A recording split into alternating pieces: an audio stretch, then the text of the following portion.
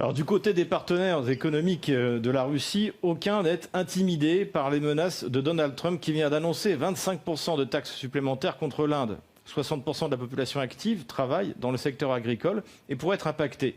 Mais Narendra Modi s'estime prête à en payer le prix. Écoutons-le. Pour nous, les intérêts de nos agriculteurs sont une priorité absolue. L'Inde ne fera jamais de compromis sur leurs intérêts, pas plus que ceux des pêcheurs et des éleveurs, nos frères et sœurs. Je sais que je vais devoir en payer le prix très cher, mais j'y suis prêt. Aujourd'hui, l'Inde est prête à soutenir les agriculteurs, les pêcheurs et les éleveurs de mon pays. Qui plus est, l'Inde ne recule pas devant ses choix stratégiques puisqu'elle a même signé avec la Russie un nouveau partenariat économique.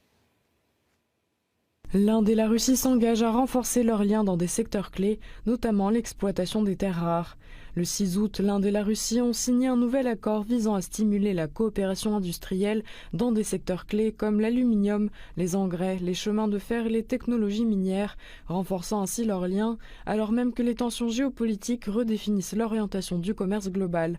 Finalisé lors de la 11e session du groupe de travail Inde-Russie sur la modernisation et la coopération industrielle, l'accord souligne l'engagement continu de l'Inde aux côtés de la Russie malgré les pressions croissantes de l'Occident.